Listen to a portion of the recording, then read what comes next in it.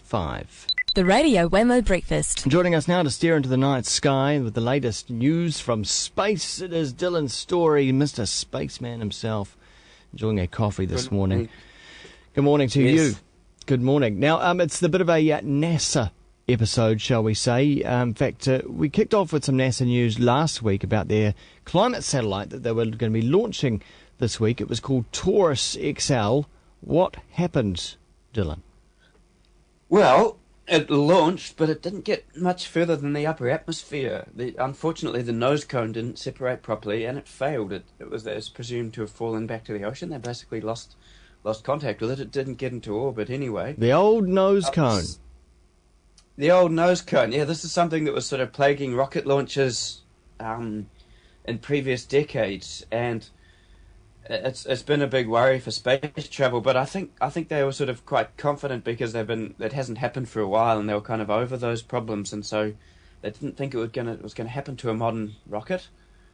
But it did, which is a big bummer because the price tag they've got on it is $424 million, and I'm pretty sure that's 424 American dollars. Yes, you'd think after so many decades, like rocket launches would be pretty much routine.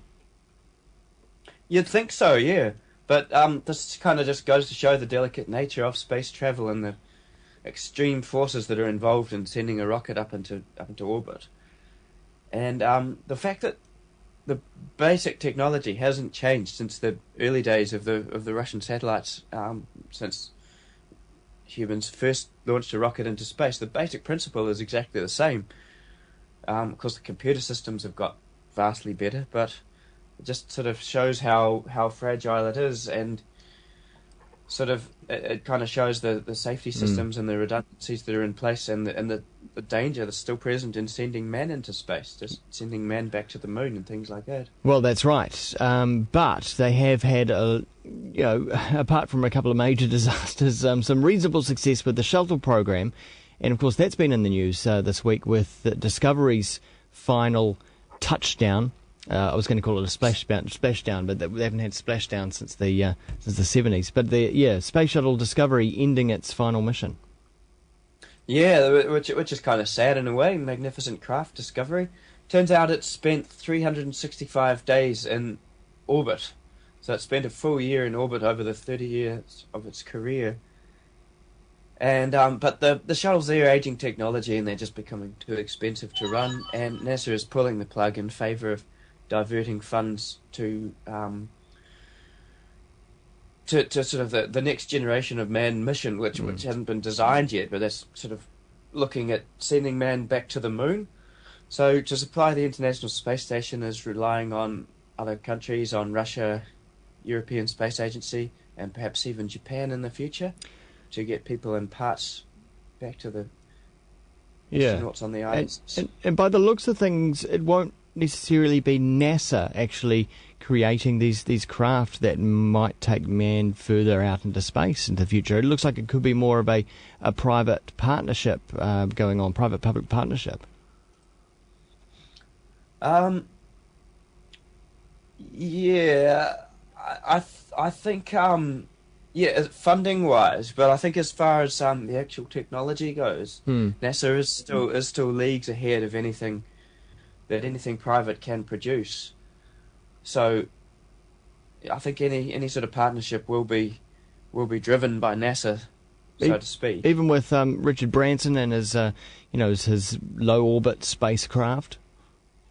Yeah, well, that's just the thing. It is just a low orbit spacecraft, and it's this fantastic rocket which zooms up there into space, takes tourists up, and sort of hangs at the very perimeter of space for a number of seconds, for something like 30 seconds, where the people get to float around and free fall and get their money's worth and take pictures, and then it falls back to Earth. It doesn't actually go into orbit.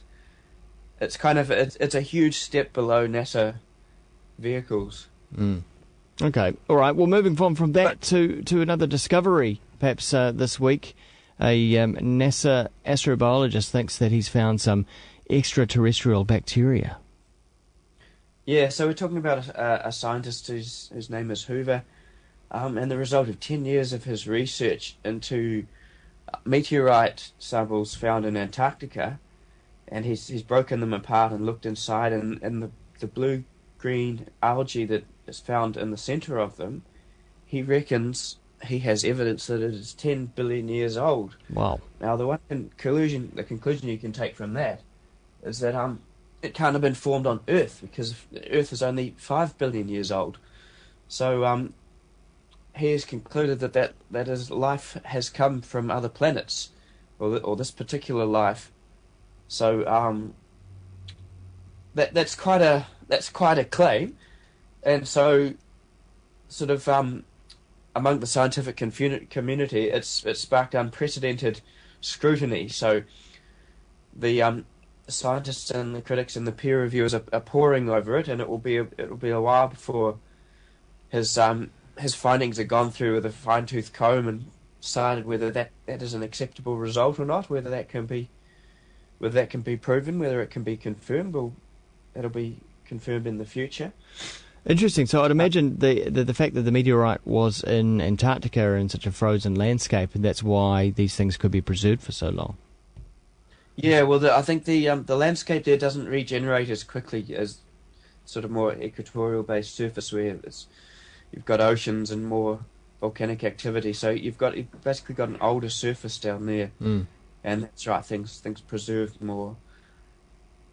So the implications of it are one, that life could survive space travel, could survive sort of billions of years exposed to the vacuum, and could spread all around the universe. Yeah, which is quite amazing. Perhaps there could be other species very similar to the human race out there, or lots of other planets with life seeded from this one source. Yeah.